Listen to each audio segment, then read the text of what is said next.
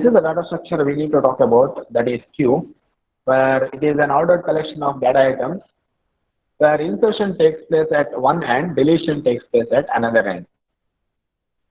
The insertion takes place at rear end and deletion takes place at front end. See here, ordering principle of queue will be called as FIFO. The abbreviation will be first in, first out. The element added first will be the first element to be removed from the queue. See, consider, you can get the example of this. There are elements 10, 20, 30 and 40. You can clearly say that this is the first element which is added, followed by this element, followed by this and followed by this. So your front is here, rear is here. So what is FIFO? The element which is added first will be the first element removed from this data structure. That is why here we follow ordering principle, that is FIFO. So removal will be done here and insertion will be done in this area. So this area is called as rear and this area is called as, this memory location is called as front. Alright, now let us see what are the different types of queue. There are various types of queue as the queue is concerned. Okay, you can get this question in your examination. What are the different types of queues? There are 4 types of queue actually. What are those? The first type of queue is called as simple queue. Right. So in the previous slide, I have shown you a diagram of or representation of elements. That is a simple queue. You will insert at end or you will insert at rear and delete from the front. And as per last value or last element is concerned, there will be no further continuation. It is not pointing to any further. That is the end. Or you can call it as there is a null pointer at the end. That sort of queue is called a simple queue. And there will be something called a circular queue, similar to simple queue, but the last node follows the first node. That sort of queue is called a circular queue. And there will be one more type of queue is called as priority queue. Depend on the preset priority, you are going to insert an element onto the appropriate position or remove an element from the particular position, depend on the priority. And last type of queue is called as DQ. There is abbreviation for DQ as well, that is double-ended queue. That's what we call it as DQ. That meaning is, as per simple queue is concerned, insertion at one end, deletion from another end, not simultaneously. But as per DQ is concerned, you can insert and delete at both the ends simultaneously. Let us see how the simple queue looks like. See, this is a simple queue. This is the initial position, this is the end position. You can start inserting from here and keep on inserting. You can insert up to here. So once the rear position reaches up to this memory area, cannot go further, even though the memory area, this memory area is free. Initially, for example, let me consider there was an element called as 5. I have removed. So because of removal, front is here. Right? So again, if I remove, front will be here. This memory area will be blank. And you keep on adding the element here. But once it has reached this level, you cannot add further. That is a limitation of simple queue. Even though this memory area is free because of removal, you cannot use that. So this sort of queue is called as simple queue. Right? You can have front at any location, but it will not go further. The maximum it can go up to here. Front and rear can be equal, but it cannot go beyond that as per simple queue is concerned. But in the circular queue, it can go further, but as per simple queue, it cannot. So second type of queue is called as circular queue, as I told you. The front is here. Because of removal, front has moved this location. So before this insertion, there was here, as we needed to add one more element. So I have moved my rear position here. Then I can be able to add one more element. See, in the previous example, in the simple queue, whatever the memory area which is blank behind or before front area, that cannot be used, but in circular queue that can be utilized. The basic idea is here the last node follows the first node. So this sort of queue is called as circular queue. The basic difference between simple queue and circular queue is, in simple queue you will not have this, circular queue you will have this. The advantage of using circular queue is you can utilize this memory location. Okay, let us see third type of queue, that is priority queue. So we have got some preset priority. Okay. What we do is, see, as per this is concerned, this is the front and this is the rear. Here it is front and this is rear. Here it is front and rear are both are same. In case if you want to insert a new data item, where do you insert? Depend on the priority. You need to say the priority. If the priority level is 0, you will add here. The priority level is 1, you will add here. If priority level is 2, you will add here. Or whenever you are removing, you just say priority. Right?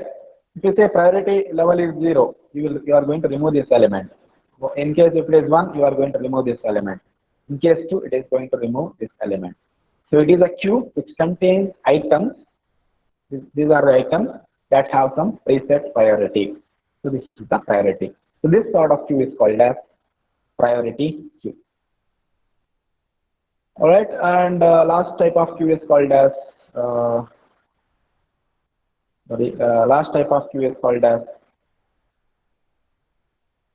D queue.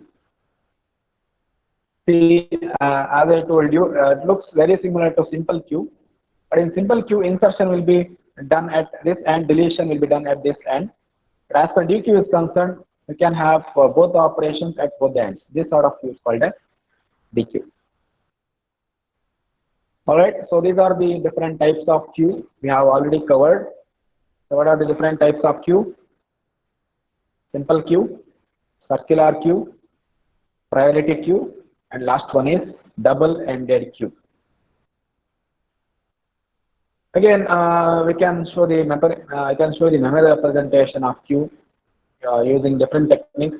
Either it can be used with array or it can be used with linked list. First, let us see what is the memory representation of queue using array.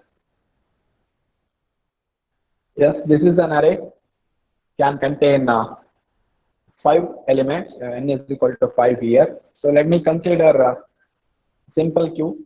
Let me not consider any other sort of queue. Okay. All right. So you have to understand when the queue is empty. Now the queue is empty.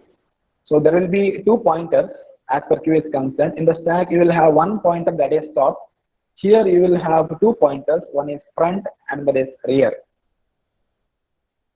Right? Some people say rear, some people say rear, depending on the pronunciation. All right. Both are at location -1, just like your top is equal to -1. So both are at -1. So what is the meaning of this? Queue is empty. And front and rear are -1, queue is empty. It is enough to check with front. In case front is equal to -1, obviously there will be -1. So whenever you are going to check the queue is empty, you just check with front. For full, you check with rear. So that is the idea. So let us learn that. So whenever the queue is empty, let's take front is equal to -1. Of course, rear is also -1. So the queue is empty.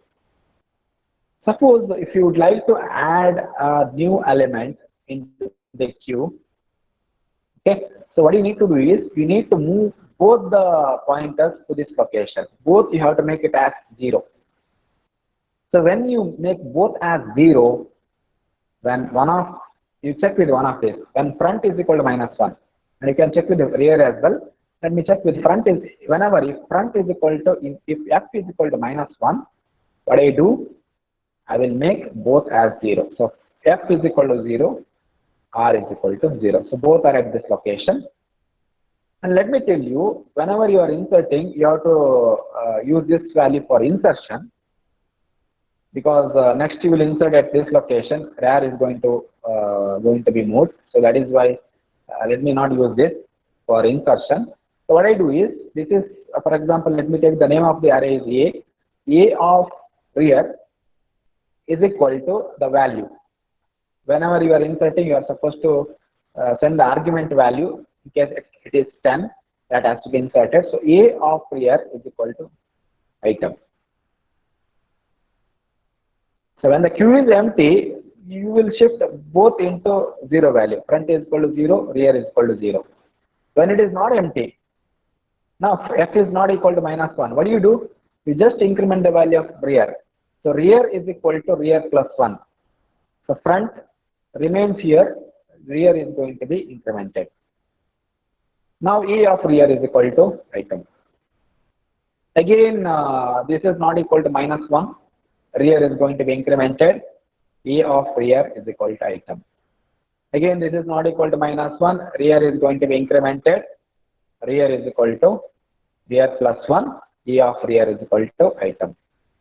Again, this is not equal to -1. Rear is equal to rear plus 1. And A of rear is equal to item. But now the queue is full. Can you add further? No. Step number 1 will be always a validation part. So before having these operations, whatever the operation I have shown you already, so before that you need to check this. In case it is equal to this value, if rear is equal to n-1, you are going to print queue is full, you are going to come out of the algorithm. Instead, we have checked the value with the top. Top is equal to n-1. Now rear is equal to n-1. If rear is equal to n-1, queue is full. You cannot have further. See. So these two are points you need to remember. So let me check with this. If front equal to -1, queue is empty. This is the indication. And if rear is equal to n-1, queue is full. For the validation, for the full, we'll check with rear. And for empty, let me check with front. Whenever I check is my queue is empty, let me check front equal to -1. Whenever I need to check queue is full, let me check rear is equal to n-1. Now how do you remove? Simple. First remove this element. So store it in a variable. Maybe let me take a variable as item. Item is equal to a of, so okay, you are not removing from here. As per stack, you are going to remove from this location. As per queue, you are going to remove from this location. So this will be removed. Then your front has to be incremented. So this is the next removing element. So front has to be incremented. So what do? Front is equal to front plus 1. So this has moved. Next you remove this. Front is equal to front plus 1. You remove this. Front is equal to front plus 1. You remove this. Front is equal to front plus 1. So we are doing this operation continuously. Okay, front is equal to front plus 1. So next time you are not going to do this. So before that, so whenever you are incrementing this, before that we need to check, is it equal to, is this value is equal to this? Front is equal to rear. When front was here, they were not equal. When it was here, not equal. When it was here, not equal. When it was here, not equal. Now it is equal. So you remove this. So what do you do when it is equal? Now the queue is empty. What do you need to do? Make both as -1. So what do? Front is equal to -1, rear is equal to -1. First, the queue is empty. Can you remove further? Validation part, step number 1. Cannot. So before doing all this procedure, what do? You will check. Is front is equal to -1. You will say queue is empty. It's that. You cannot remove, you cannot have removal of an item from the queue. So this is memory representation of queue using array. Either you will increment the value of rear when you are inserting an element, and You will decrement, you will increment the value of front when you are removing. You are not decrementing here. Whenever you are inserting, rear is going to be incremented. Whenever you are removing, front is going to be inserted. But whenever you are inserting, before that you need to check, when both are equal to -1, make both as 0. Front is equal to 0, rear is equal to 0. Otherwise, you will increment this. Similarly, before removing, you need to check, right? If front equal to rear, front and rear both were 4. If front is equal to rear, you will do front equal to -1, rear is equal to -1. Otherwise, what you do? Front is equal to front plus 1. Let me give a clarification to this. Whenever you are using -1, instead of -1, you can use null as well. But don't say null is equal to 0. Null is not equal to 0, but null can be, you can represent it with -1. -1 or null, whatever terminology, whichever terminology you can use. This is memory representation of Q using array. Memory representation of Q using linked list, similar to stack using linked list. So this is the first element. Okay, this is the starting pointer, and this is the first element. How do you know this is the first element? Because front is pointing here, and this is the last element. As per linked list is concerned, okay, there is a mistake here. There has to be 300. Okay, this is okay. 200. You will have a reference. Okay, and this will be of course null. So front is equal to this, rear is equal to this. Advantage of using linked list is as per using array representation is concerned. So once the limit is reached, you cannot have further element. But here linked list is concerned, we are going to decide the next element in the runtime. Can have any number of elements. So addition, deletion can be done in a very smooth manner. That's why many a time we can go with the memory representation of Q in linked list representation.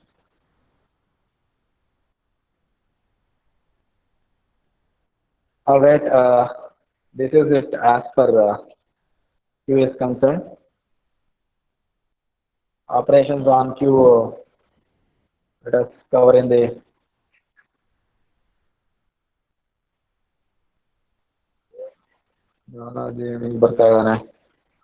okay. Okay, operations on Q as well. Let us see operations on Q as well. Okay. What are the operations on Q? The first operation is the name itself, that is Q. So what happens here? So when this operation is carried out, it creates an empty queue, right? There is no parameters and it returns an empty queue. In stack data structure, we had an operation called a stack that will create an empty stack. In the same manner, as per Q is concerned, we have the operation called as queue. So because of that, it will create a new queue that will be empty. So whenever the queue is created, that will be of course empty. So how do you know that queue is empty? Because front is equal to -1. Of course, rear is also -1. This is regarding the operation Q. Next operation is NQ. It has an argument. So what is this operation is all about? This is used to add a new data item to the end of the stack or to the rear position. So what do? You will increment the value of rear. Rear is equal to rear plus 1. E of rear is equal to item. So you need to know what is the value of item. So 40 is here. So you need to know that. You need not know the position. Position is always at the rear. Because if your rear was here, that will be incremented to this, so that you can have this.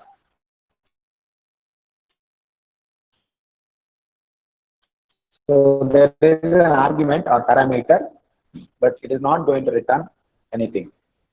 So this operation is called as NQ. In stack we call it as push, now we call it as NQ. Very similar operation, the name is different.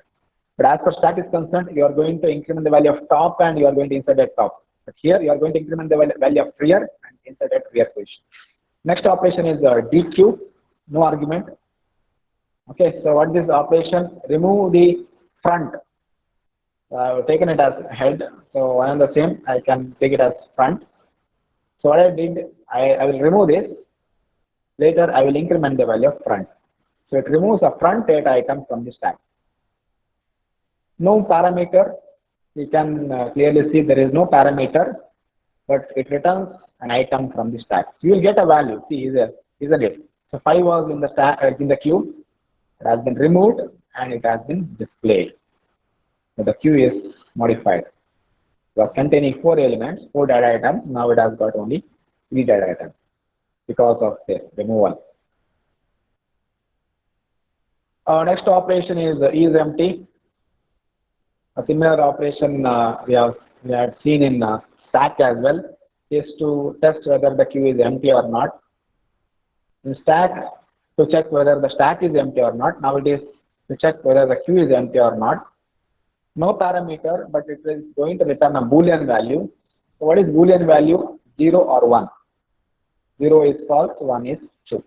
In case your queue is empty, it will return 1.